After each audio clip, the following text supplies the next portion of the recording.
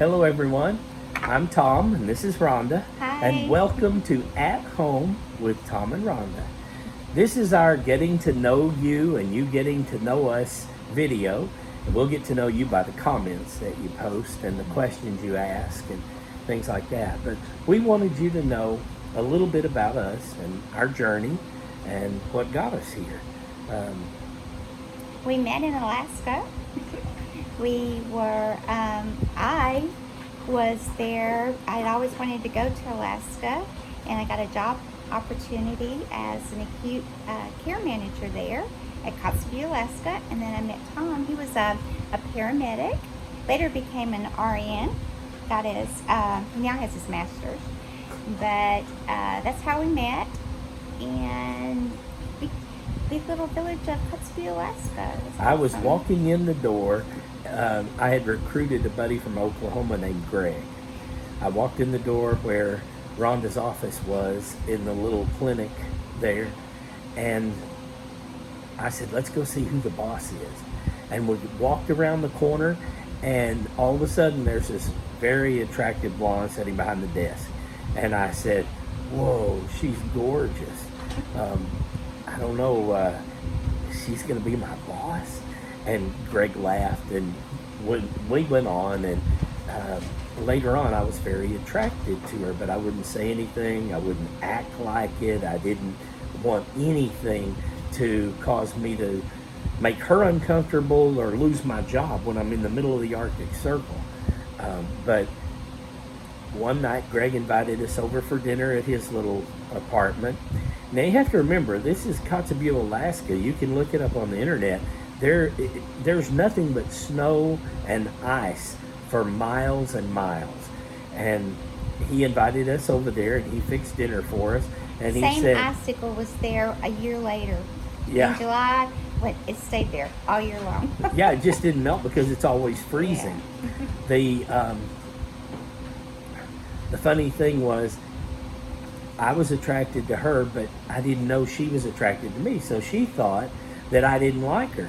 And Greg said, why don't you tell Tom how you feel about him? And Tom, you tell Rhonda how you feel about her. And that's what started everything. I was so embarrassed and I was so worried, but then everything worked out fantastic. Rhonda said, I thought you didn't like me. She said, I thought you didn't like me at all, and that's why you wouldn't talk to me. So that's how we met and where we met, in the Arctic Circle. Two Texas people meet in the Arctic Circle. And we worked there. We worked in Nome, Alaska. We worked in Juneau, Alaska. But we didn't work there continuously. We had some family issues and things that made us made it to where we had to come back for family.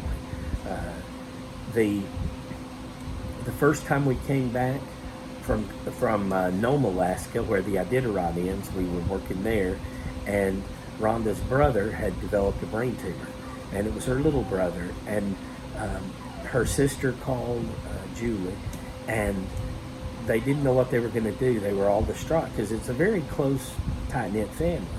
And we decided to come back from Alaska and assist with taking care of Jimmy.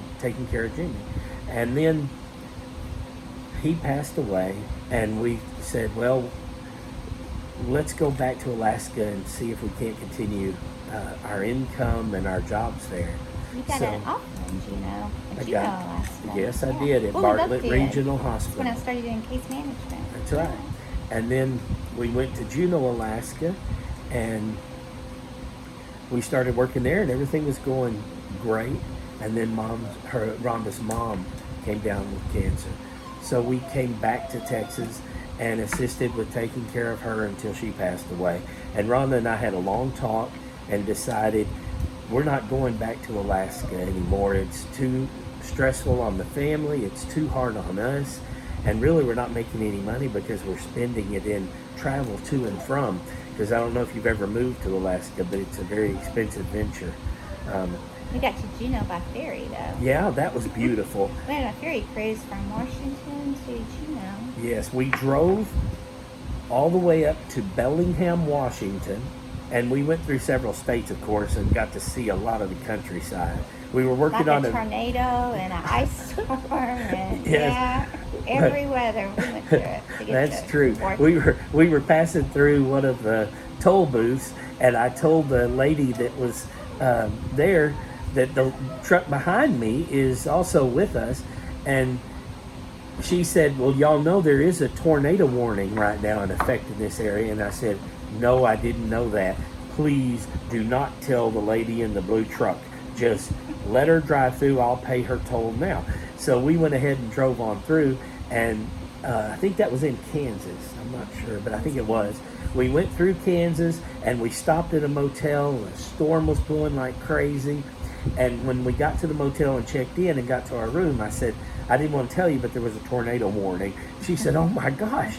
And I said, "That's why I didn't want to tell you." But we had a lot of adventures like that going to Alaska and getting to see some of the most beautiful scenery, inside passage of Canada going up into Alaska on the ferry. We took pictures that are screensavers now. They're beautiful.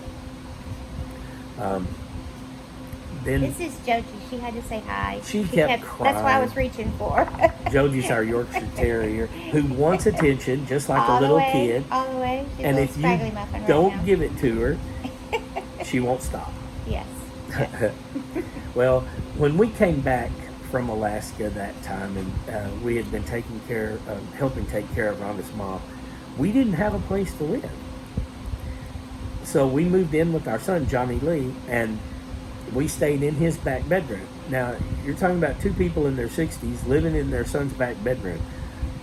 That was With a mastiff. yeah, he had I think he had a mastiff. 235-pound English Mastiff That loved to named Max. slobber on you. And he always did too. He'd shake his head, Wouldn't slobber, pay and go attention everywhere. to you until you're ready to go to work, and then he'd come over and say hi. Yeah. Yeah. Rhonda He's would a go, strong "He slimed me. Oh, you slimed me." Yeah. But Johnny Lee was so gracious, and he took us in, and Rhonda and I would sit in that back room and think, what are we going to do? How are we going to make this work? How are we going to turn this around and get back on track? And I went out and started looking for land.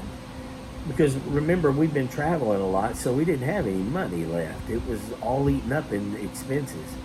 And we got jobs, and we started looking, and I found a little 2-acre piece of property that we were going to buy. And I went home and I told Rhonda, I said, "I found some land. We can get a trailer, we can get a cabin, we can do something to get out of Johnny Lee's bedroom and start our retirement together." And she said, "I'm ready. Let's do whatever we need to do." So we bought the property together. Rhonda and I went out to it. There wasn't anything out here. We brought a little table. Remember that little table? Mm-hmm. We set up the table. We had champagne glasses. Her dad was there. And the lot was empty. And the lot next door to us was empty as well. It was like 5 acres, and it was empty. So we bought 2 lots, which is 2 acres, an acre a lot. And then we started thinking, okay, now what are we going to do to live in? Now we're still living in Johnny Lee's bedroom at this time, but we have land. That's a start. The land had water, electric, every utility we needed, and sewer. So that was a big expense cut off right off the top. We started looking around, and we found the name of the place is Armida Cabins. And they're online. You can look them up on the internet. ORM as in Mary, EIDA, Ormeda Cabins. They were in Kyle, Texas by Austin, and now they've moved to a different location, but they're still a really good company. We built a shell. We picked one out first. We went to Kyle, Texas. Rhonda was looking around at the shells, and what did you say when you saw the one you wanted? I loved it. I just thought it was beautiful. I was like, I want this. Oh, it was like a little log cabin. It had bay windows on each end. It wasn't big, but we didn't want to be big. We wanted to downsize. That was the whole purpose. No stairs. That was our rules. We didn't want an upstairs. We wanted a small place that was big enough to move around just the two of us, that was convenient. The older we get, the easier it would be to manipulate through it. So they came out to the property, and within a week, we had a shell.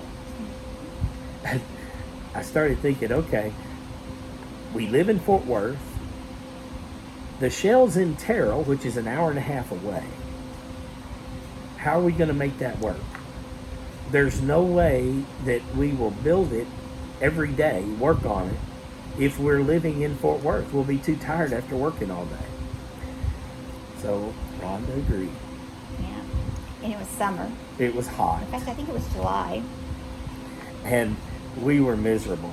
No sheetrock, no insulation, nothing. All we had was a fan. We did get the bathtub in water. Yes. That was hooked up. We had them build the garage first. I told Rhonda, if I don't get the garage built first, there's no way I'm going to ever have a garage, because we'll be tied up in money in the house. So we were doing this payday to payday so that we wouldn't have big bills. The shell was the only thing we financed, and it was financed for 5 years. That's all. So we built the, they put a wall up for the bedroom. They put a wall up for the toilet, because Rhonda didn't want the toilet in the bedroom bathroom. She wanted it separate. We won't go into why. And we had that set up with black plastic on the walls to keep the air in, because we had a garage with a washer and dryer set up in it.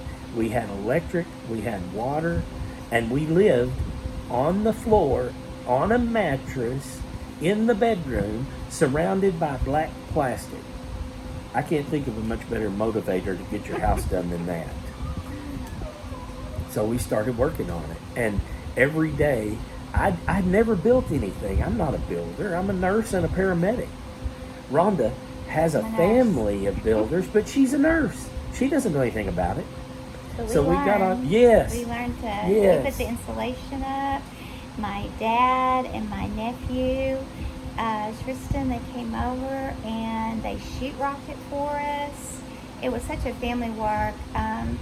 My son Johnny came over, and Tom and Johnny did the floor. We worked hard on the floor. I didn't know Tom how hard it was. Well, we both taped and bedded. Yeah, you put up on most of the insulation and the R12 rollout insulation. And then you and Johnny blew in the insulation. Went to Home Depot and we rented one of those. Work. Yes. And Tom did the electrical. Yeah. He's a nurse, a paramedic. I had a friend come over named Ann who built her own house. Yes. And she sat down in the empty shell and showed me how I needed to run the wires around the house so that I could have the exact number of plugs that I wanted, how to know that you keep it so many inches off the ground for each plug, and what kind of plugs to use, what kind of wire to use. She went over all that with me, and then when she left, she said, if you need help, call me. A great friend. I worked with Ann at the hospital in the ER at Presby. And I said, I don't want to count on anybody to get this done. Let's just do it. And then we'll call an electrician and we'll call a plumber over. The plumber will do the main plumbing and the electrician will do the main wiring, and I'll do all the little stuff, like running the wire that takes forever and drilling holes in the boards. And I didn't even have the right tools. I know now what I would do if I had it all to do over again. But the thing was, we were building our home that we were going to retire in, and we were building it together, piece by piece. Family was involved in almost every phase of it. And we realized we didn't have enough room to buy a closet, to build a closet inside the house without taking up living space. That would be ridiculous. So we actually bought a 16 by 20 closet, and it was a shed, and we turned it into a laundry room closet. And it was one of the smartest investments we ever made, because all our clothes are together. Biggest walk-in closet I've ever had. And we can go from the garage after work to the closet, take off all our clothes, put them in the washing machine, change into the new clothes that are already in there, and then come in the house, take a shower, whatever we want to do. So it's been quite an experience. But then we We'll had have to show them around sometime. yeah, that's a good Yeah. idea. We'll go through and get a video put together of beginning to end of building the house inside. We've got pictures of everything. We didn't do videos, but we can put them all in a collage. And then we can also get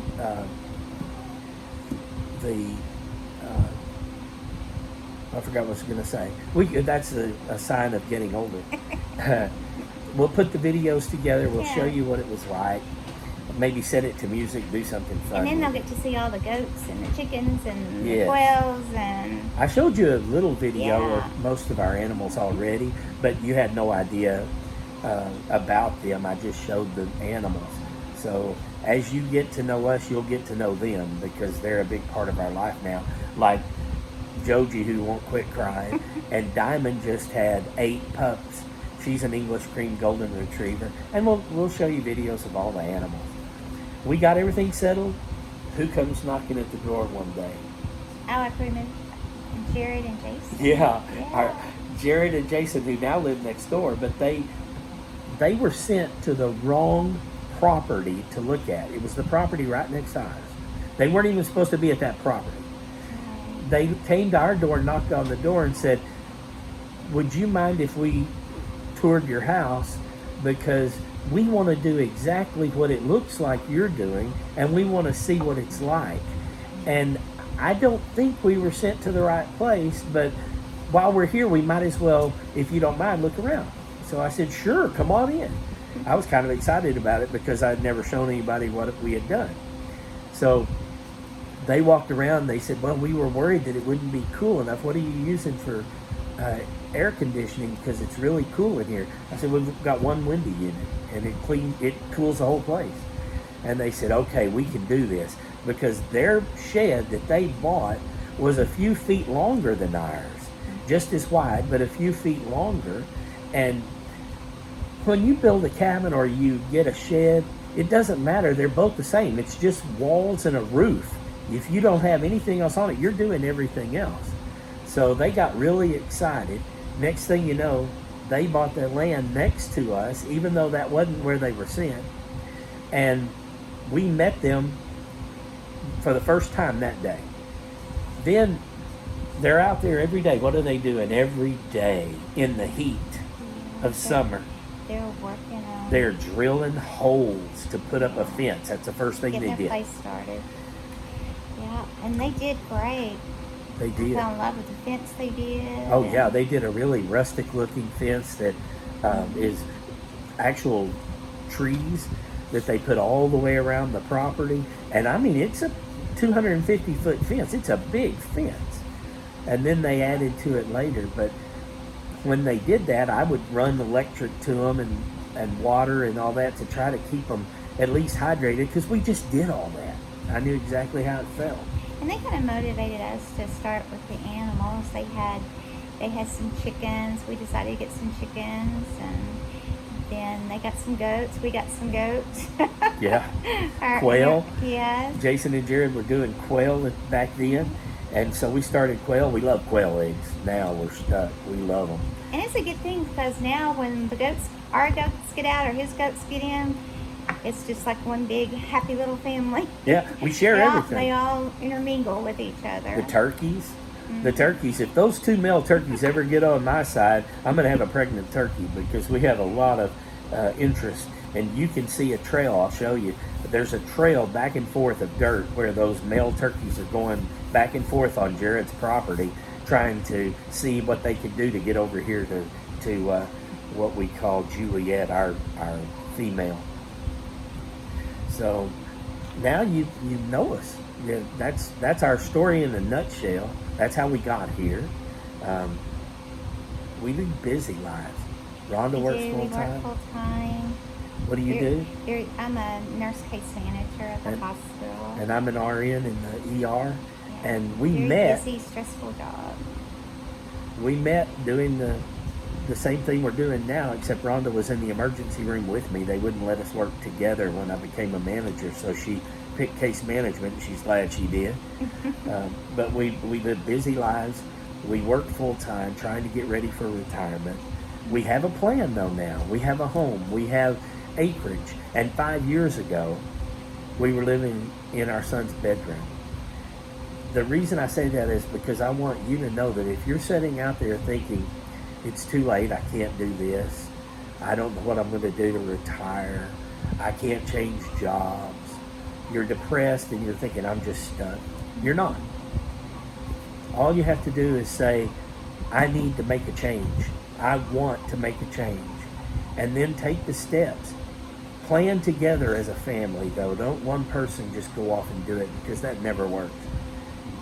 Make every single step together. And as long as you do that, you're both accountable and both responsible for it. And you both know that if it's a mistake, you made it together. But I don't think you'll think it's a mistake once you get started. It's not for us. We want to welcome you into our channel. We want to welcome you into our lives and into our home. We're going to be showing you a lot more videos in the future. Hopefully we'll do some comedy relief and make it fun for you. I'm a big ham when it comes to all that kind of stuff. That was another reason I wanted to do it, just for with everything going on with the stress from the COVID and the political stuff. Just be nice if you want to tune into something a little relaxing. And we don't want to have any chaos in our life. Life brings that. We want this to be at home with Tom and Rhonda, where you and we can escape all that and have peace and happiness. And we're both Christians. We don't cram that down people's throats. So if you're on the fence with that, or you haven't decided, we're not going to force that on you. This is just our life. This is what we do. This is what we believe in. And we want to welcome each and every one of you. We are so honored that Jason and Jared invited you to our channel, if they did. And if you found us by searching, we're honored to have you. We're very open-hearted and open-minded people. And whether you're Jason and Jared's ages or you're our age, don't ever give up. So, I mean, we're about to have our home paid for, and 3 more payments. Years ago, we didn't think that was possible. No. We thought, 3 more payments. Jared paid his off before we did. Yeah. He paid his off in 3 years. So don't give up. Don't give up. He's There's not ways to even get around 35. Good grief. Those guys, they're amazing. We are. Yeah, we're in our 60s. That's all I'm going to say. But thank you for joining us at home with Tom and Rhonda. More to come. Stay tuned.